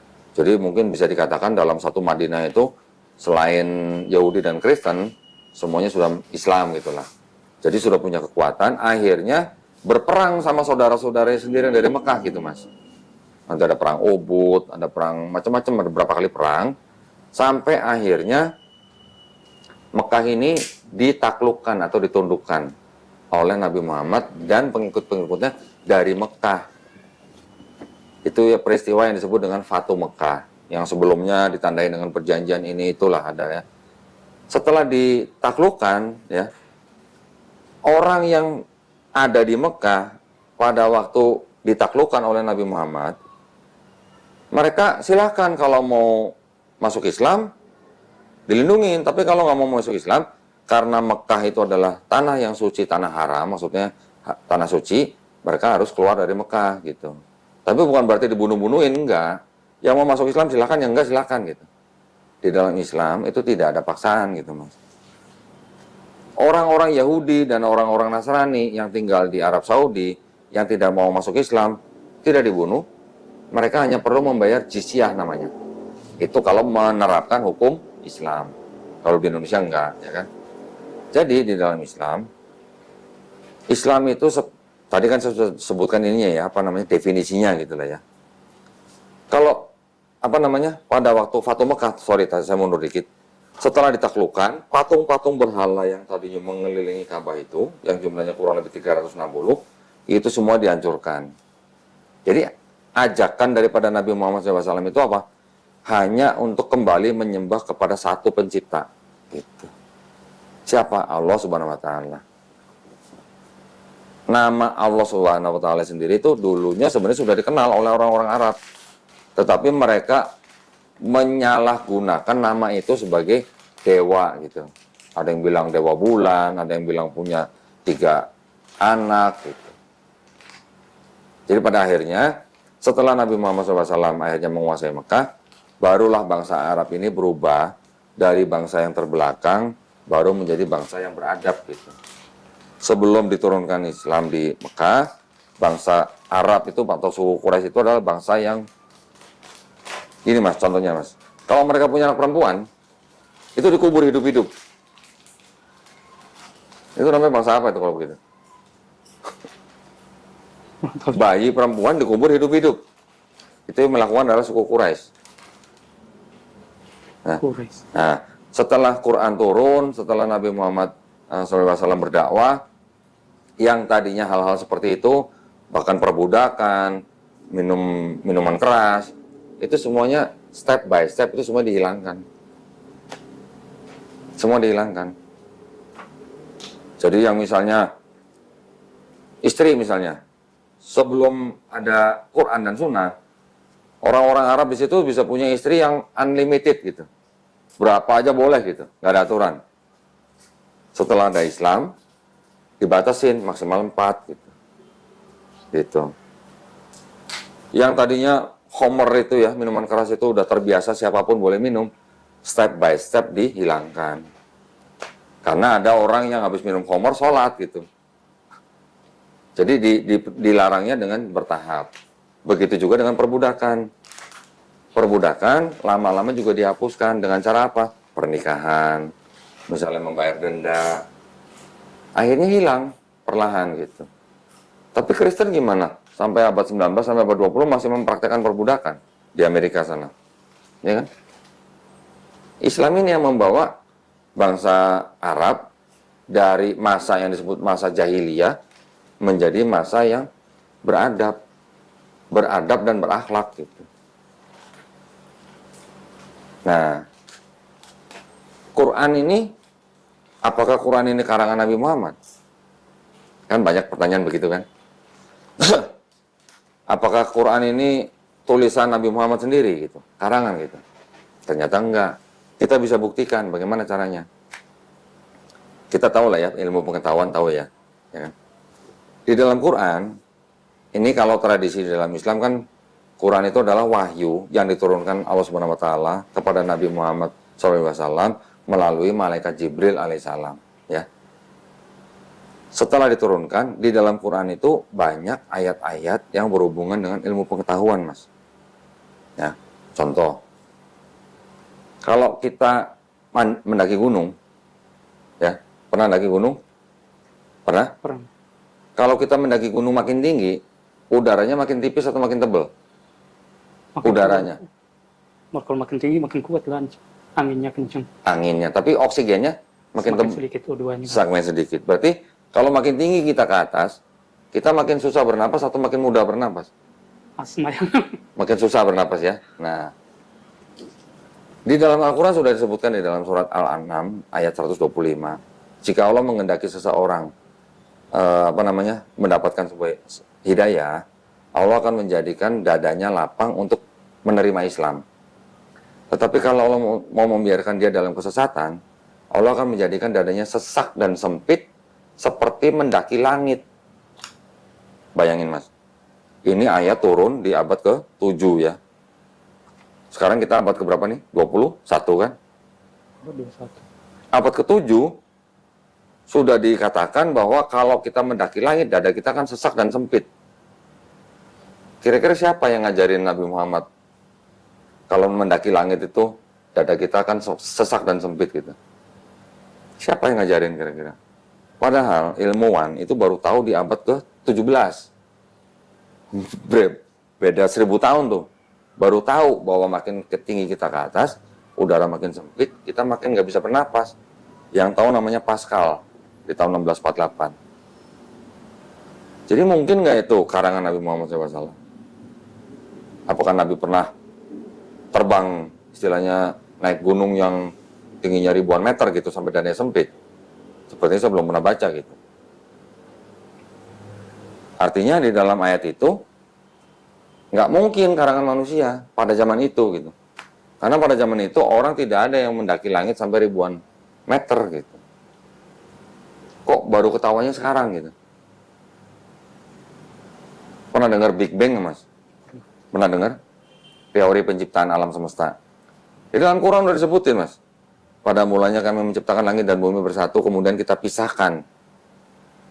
Siapa yang ngajarin Nabi Muhammad teori Big Bang? Abad 7 tuh Mas. Abad 7 tuh. Big Bang kapan dikeluarkan oleh ilmuwan? Baru 50 tahun yang lalu. Ya kan? Ini adalah kita mau pakai standar gitu. Kan pertanyaan kita, apakah mungkin Al-Quran ini dikarang oleh seorang manusia gitu? Ya kan? Quran diturunkan di abad ke-7, sedangkan kita baru tahu ada teori Big Bang itu baru 50 tahun yang lalu. Dari mana ceritanya orang yang tidak bisa baca tulis, yang hidup di abad ke-7, kok bisa tahu alam semesta ini diciptakan dulunya satu, kemudian dipisahkan?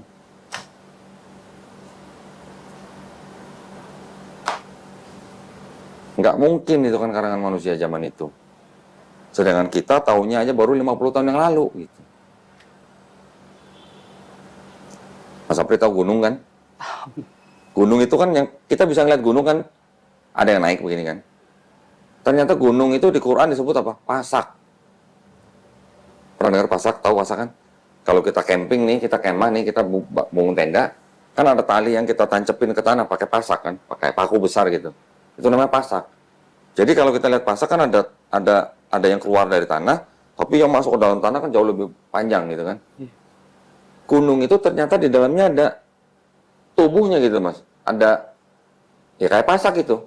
Ada kepalanya, ada tubuhnya yang menancap ke tanah. Kapan kita tahu itu ada seperti itu? Ada seperti pasak? Baru kira-kira 50 tahun yang lalu juga. Namanya geologis, namanya Frank Press. Dia mengatakan bahwa Gunung Everest itu ya, yang tingginya 8,8 kilo, pasaknya yang ke bawah, ternyata 125 kilo. Bayangin, 125 kilo. Berarti kan benar seperti pasak kan, yang kita tancap ke tanah. Nah itu Nabi Muhammad SAW tahu dari mana gitu loh, gunung itu seperti pasak gitu. Apa dulu sudah ada alat yang buat ngukur tanah ke dalam gitu? Nggak mungkin.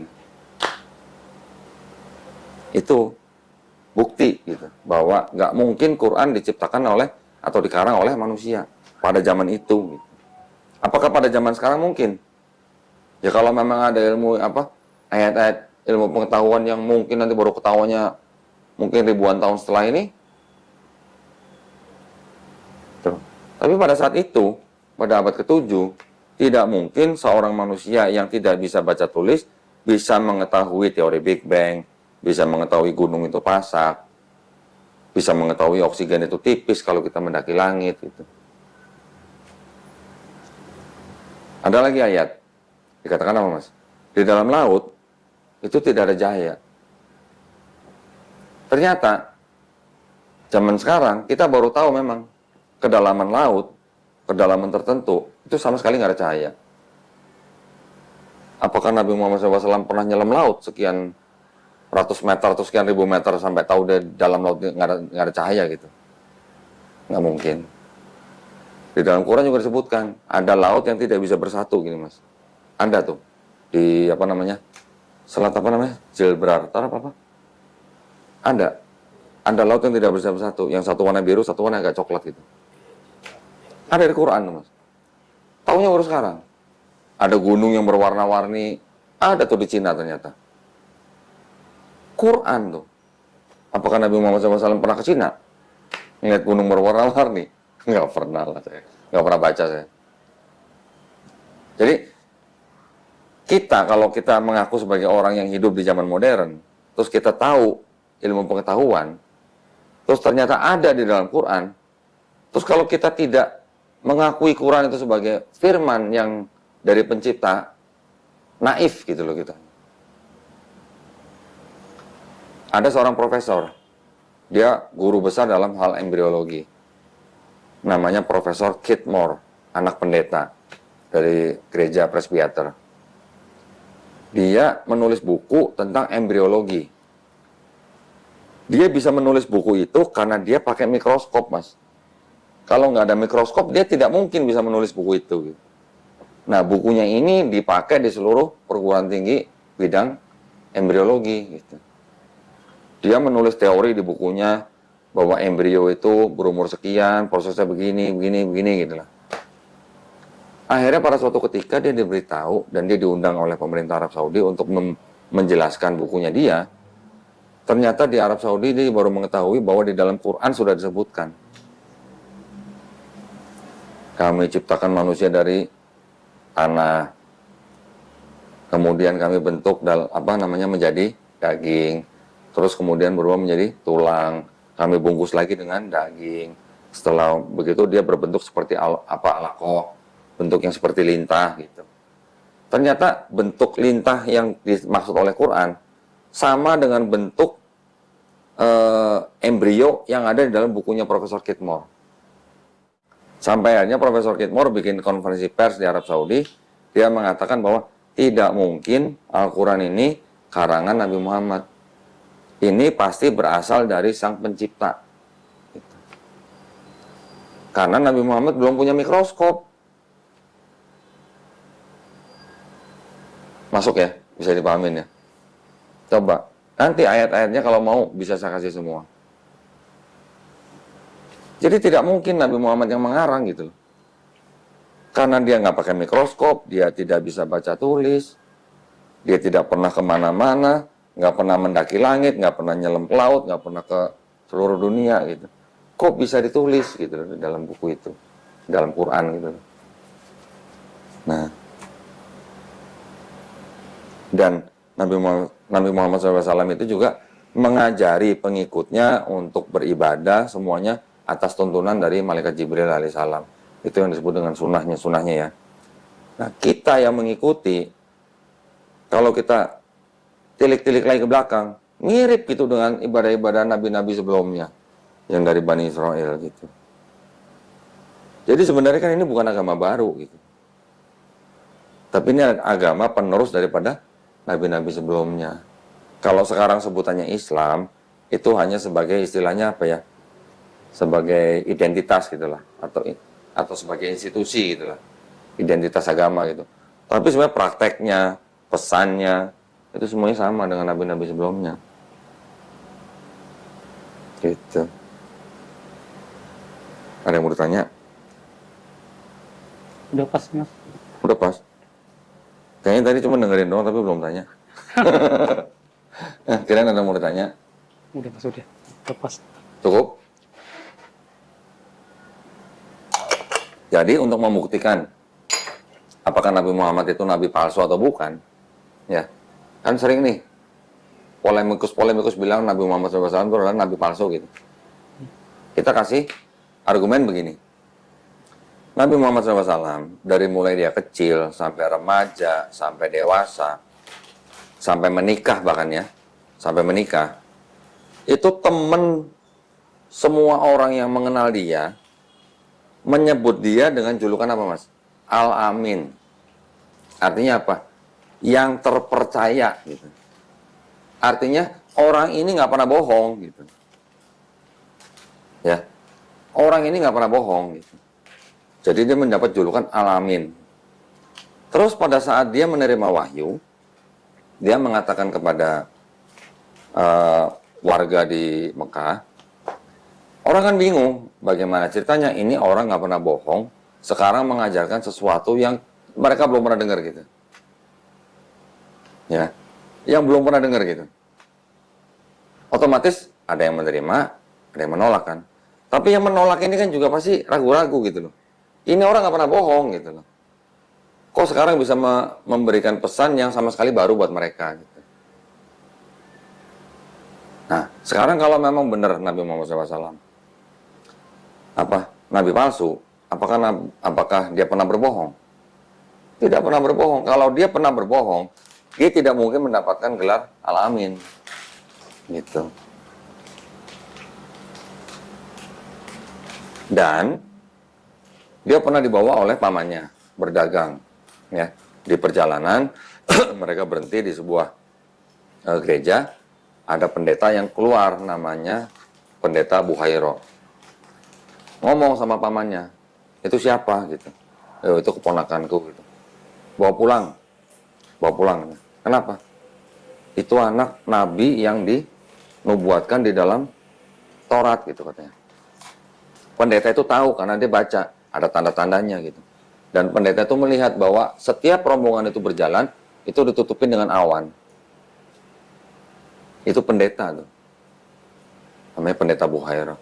Suruh pulang. Kenapa? Kalau dia sampai pergi ke negeri Syam, di sana banyak orang-orang yang membunuh nabi gitu. Maka disuruh pulang. Jadi dari kecil memang Nabi Muhammad SAW itu sudah sudah menjadi orang kesayangan gitu. Dari pamannya juga kesayangan, dari teman-temannya, dari saudaranya semua sampai dia mendapatkan gelar Al-Amin. Itu. Banyak tuduhan-tuduhan dari orang-orang yang membenci Islam dengan sebutan nabi palsu dan segala macam, itu semuanya mudah dijawab. Gitu, Mas. Mulai dari kecil udah dipercaya gitu. Sudah.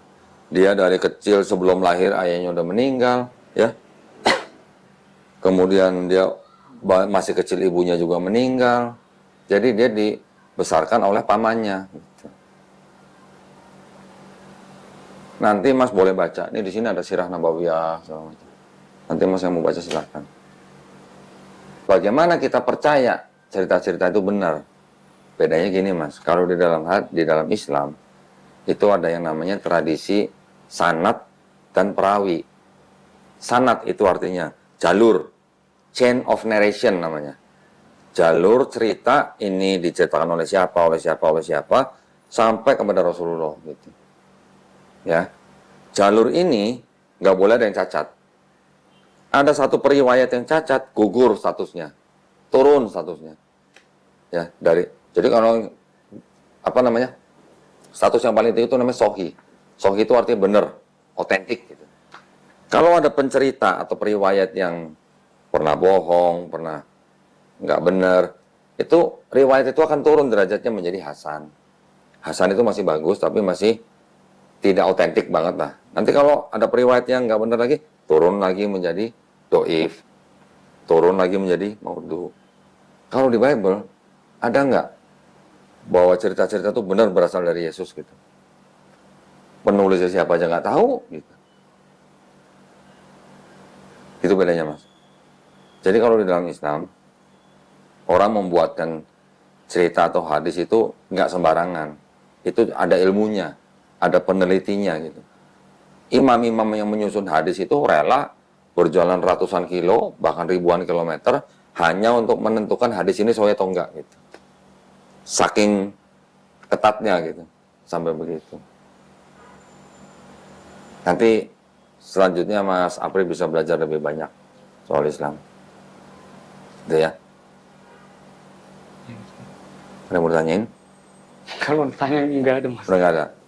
Nggak ada ya? Oke, cukup. Ustaz Agus, ada yang mau tambahin?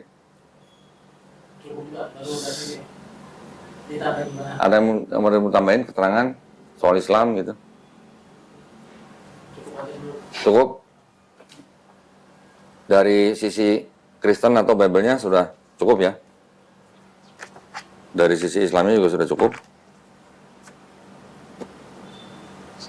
Kalau belum, kasih tahu. Nanti apa yang mau ditanyain, jangan sungkan-sungkan Mas. Di lain hari aja Mas. Dan hari ya, nanti belajar Karena kalau pelan-pelan ya. diserap satu hari enggak Iya, mungkin juga gitu loh. terlalu banyak. Iya, nanti bisa belajar step by step. Jadi, sekarang menurut Mas Apri, Tuhan itu Esa. Yesus bukan Tuhan, Yesus hanya seorang nabi. Muhammad adalah seorang nabi dan utusan Allah. Ini tiga-tiganya udah percaya. Sudah. Alhamdulillah. Jadi, siap bersahadat. Siap. Mas Apri kira-kira ada punya pemikiran apa nggak? Misalnya kalau nanti saya memeluk Islam, keluarga saya begini-begini gitu, ada? Enggak ada Mas. Orang tua, kira-kira gimana? Ya ini aku dulu yang belajar gitu loh, bukan pikiran belum ada sampai ke sana gitu loh. Oh, Belum ada sampai ke orang tua atau apa enggak. oke. Yang penting saya belajar dulu gitu. Oke. Tapi kalau misalnya nanti orang tua tahu, kira-kira mereka marah atau nggak? Ya kalau marah jelas marah dong. Marah jelas. Kalau itu nggak bisa dipungkiri marah. Nggak Pasti. bisa dipungkiri. Kira-kira diusir nggak? Ya kalau diusir. Kalau diusir kasih tahu saya tampung. Udah gitu aja. Oke? Tetapi yang jelas, nanti Mas Apri kalau sudah menjadi seorang Muslim, kalau sebelum hari ini Mas Apri sayang sama orang tua, setelah menjadi Muslim harus lebih sayang. Nah, itu syaratnya. Kalau tadi ya hormat sama orang tua, setelah jadi Muslim harus lebih hormat. Siap? Alhamdulillah. Oke, kalau gitu kita bisa segera melakukan prosesi syahadat. Ya, tolong dibantu ya, Tat ya. Sudah dengan relasi Ya, pada hari ini. sudah. Ada yang mengiming-imingi atau memaksa? Enggak, kalau ini sukarela nih, enggak ada. Sukarela. Kemauan sendiri ya? Kemauan sendiri. Alhamdulillah. Ya sudah, sebentar. Enaknya di mana, Tat? Mau di sini, mau di meja? Aja. Di sini aja. Saya ambilin ini dulu ya, sebentar ya.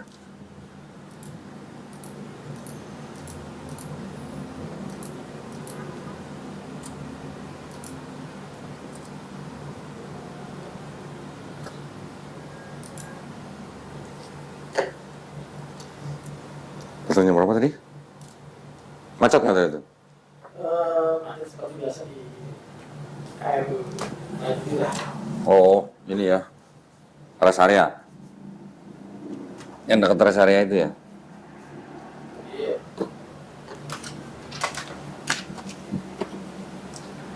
Kalau gitu nih saya pindahin aja ini ya kameranya.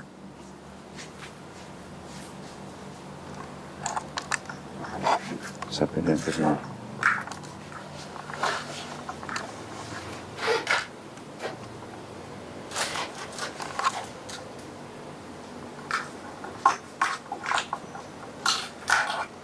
Nah ini ya. Kursi tadi kan. Oh itu. Kursi yang kuning, kursi yang kuning.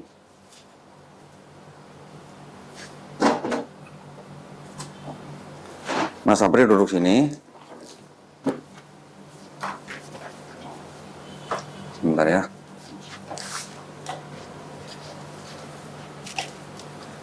Tataku susu sana. Iya. Sini.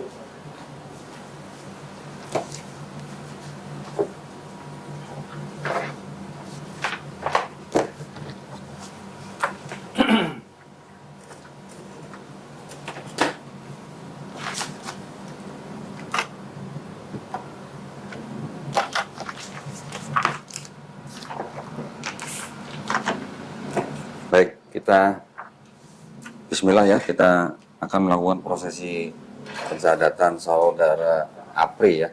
Oh ya, boleh pinjam KTP-nya. Nanti untuk dibuatin sertifikat. Ya, langsung kan sertifikatnya. Udah pada pulang, nanti gampang nanti dikirim bisa. Ya.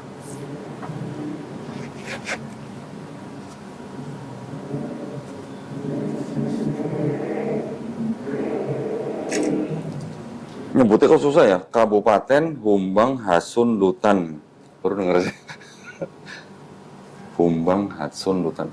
Ini Tapanuli Utara ya? Pemekaran. Oh, Pemekaran. Oh.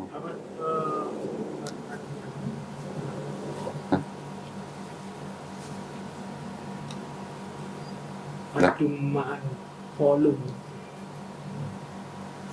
Kabupaten Humbang Hasundutan, Sumatera Utara. Baik, ya kita mulai ya. Bismillah. Di hadapan saya sekarang ada saudara Mukhtar Pandiangan dengan panggilan Apri ya. Oke, menyatakan keinginannya untuk memeluk agama Islam. Ya, sebelumnya Mas Apri ini beragama Kristen ya, betul ya? Ya, Kristen ya. Iya. Oke. Nah, alhamdulillah tadi sudah kita sharing-sharing ya. Alhamdulillah Mas Apri sekarang menyatakan diri untuk memeluk agama Islam dengan kemauan sendiri ya, betul? Ya Mas. Tidak ada paksaan ya? Enggak ada. Oke. Tadi saya berpesan kalau nanti Mas Apri sudah bersyahadat, kalau sebelumnya sayang dan hormat sama orang tua, harus lebih sayang dan hormat ya nanti ya kalau udah jadi muslim ya. Baik kalau gitu. Nah, Mas Apri ikuti kata-kata saya dalam bahasa Arab, juga nanti dalam terjemahannya ya. Kita berjabat tangan. Asyhadu Asyhadu Allah Allah ilaha ilaha illallah illallah wa asyhadu wa asyhadu anna anna Muhammadan Muhammadan Rasulullah. Rasulullah. Aku bersaksi Aku bersaksi tiada Tuhan tiada Tuhan selain Allah, selain Allah, dan aku bersaksi dan aku bersaksi Nabi Muhammad Nabi Muhammad adalah utusan Allah. adalah utusan Allah. Alhamdulillah. Alhamdulillah. Selamat ya Mas ya. Nanti mudah-mudahan kita bisa bantu apa saja misalnya dalam hal akidah atau apa, jangan sungkan-sungkan. Alhamdulillah. Nah, ini ada buku penuntun sholat ya. Di dalamnya ada sejumlah uang. Ini adalah zakat yang memang khusus untuk mu'alaf. Mu'alaf adalah salah satu dari 8 asnaf yang berhak menerima zakat. Mohon diterima dengan baik. Nanti Mas Apri setelah pulang dari sini mandi junub ya, mandi hadas besar gitu ya. Iya. Setelah itu baru mempelajari ini, bertahap aja, step by step. Ya, nggak perlu terburu-buru. Sebisa mungkin melaksanakan sholat awal-awal menjadi makmum dulu ya. Dengan temannya atau di masjid, usahakan di masjid gitu. Oke. Dan perlu saya berikan pemahaman bahwa di dalam Islam itu setiap bayi, Mas, ya, yang lahir itu sebenarnya fitrahnya Muslim. Kan tadi saya sudah jelaskan, Muslim artinya orang yang berislam atau berserah diri kepada Sang Pencipta ya. Jadi setiap bayi yang lahir itu sebenarnya nature-nya atau sifatnya atau fitrahnya itu adalah Muslim. Dia menjadi Kristen, menjadi Yahudi, atau menjadi Majusi, atau menjadi apapun karena orang tuanya, biasanya gitu ya. Namun pada saat dia sudah mendengar tentang Islam, mengenal Islam, dan akhirnya menerima Islam, ya, atau memeluk Islam, sebenarnya dia tuh bukan pindah agama, tapi itu dia kembali kepada fitrahnya, Mas. Kembali menjadi manusia yang berserah diri hanya kepada satu pencipta, gitu ya. Dan alhamdulillahnya di dalam Islam kita juga memahami bahwa setiap orang yang masuk Islam atau memeluk Islam, insya Allah dosanya dihapuskan, Mas. Ya, dosa-dosa yang dulu Mas April lakukan semenjak akil balik sampai hari ini insya Allah dihapuskan. Tapi dengan catatan nanti Mas April harus menjalankan Islamnya dengan baik. Ya, dan alhamdulillahnya lagi, segala kebaikan yang Mas April dulu pernah lakukan semenjak akil balik sampai sekarang, insya Allah tidak dihapus, tetap dicatat sebagai amal kebaikan. Ya, jadi alhamdulillah pada hari ini kita sudah mendapatkan saudara baru, ya, saudara dalam iman. Setiap Muslim adalah bersaudara, Mas. Jadi Mas April nanti mau di Jakarta, mau di Sumatera Utara, misalnya punya kesulitan apapun, jangan sungkan-sungkan hubungin kami, ya. Kita juga ada teman di Sumatera Utara, ya. Alhamdulillah, kalau begitu, ini KTP-nya saya kembalikan. Nanti kita buatkan sertifikat, mau dikirim lewat kurir boleh, mau diambil ke sini juga boleh, ya, gitu ya. Alhamdulillah, kalau gitu sekarang kita tutup dengan doa. Mohon bantuannya, Ustaz Agus tutup dalam doa ya. Baik, kita berdoa. Kali ini kita mendoakan saudara baru kita, saudara Mukhtar aja dulu. Mukhtar aja. Apri, ya, Apri aja. atau Apri yang telah kembali kepada Islam. Marilah kita tundukkan hati kita dan memohon kepada Allah Subhanahu wa taala dengan beristighfar bersama-sama. Astaghfirullahaladzim, astaghfirullahaladzim, astaghfirullahaladzim. Alhamdulillahirabbil alamin. Wassalatu wassalamu ala asyrofil anbiya'i wal mursalin wa ala alihi wa sahbihi wat tabi'in. Allahumma ighfir lana wa limasyayikhina wa li jami'il muslimin wal muslimat wal mu'minin wal mu'minat al ahya'i minhum wal amwat. Allahumma antas salam wa minkas salam tabarakta ya dzal jalali wal ikram. Rabbana ighfir lana wa li ikhwanina alladhina sabaquna bil iman wa la taj'al fi qulubina ghillan lil ladzina amanu rabbana innaka raufur rahim. Rabbana afriq alaina sabran wa tafana ma'as salihin.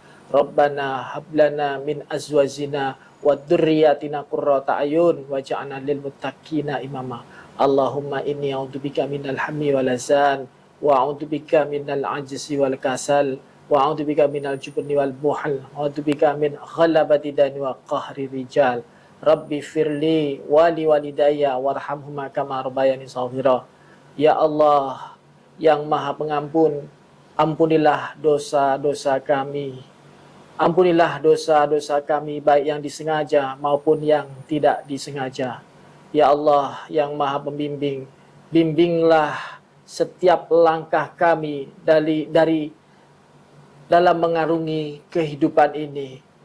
Ya Allah, ya Tuhan kami, pada hari ini kami telah menerima kembalinya saudara kami, saudara Mukhtar atau saudara Apri yang telah kembali kepada Islam, agama fitrah. Ya Allah, jadikanlah Islam sebagai penunjuk yang selalu memberi petunjuk kepadanya. Ya Allah yang Maha Rahmat, rahmatilah cahaya, penuhilah cahaya dan juga keimanan kami ini. Ya Allah, matikanlah kami dalam keimanan yang terbaik yang kami miliki. Rabbana zalamna anfusana wa ilam taghfir lana wa tarhamna lanakunanna minal khasirin. Rabbana atina fid dunya hasanah wa fil akhirati hasanah wa qina adzabannar. Subhana rabbika rabbil izzati amma yasifun wa salamun alal mursalin walhamdulillahi rabbil alamin. Alhamdulillah. Sekali lagi selamat ya Mas Apri ya. Mudah-mudahan Selamat ya. istiqomah Insyaallah. dan terus Insyaallah. khotimah.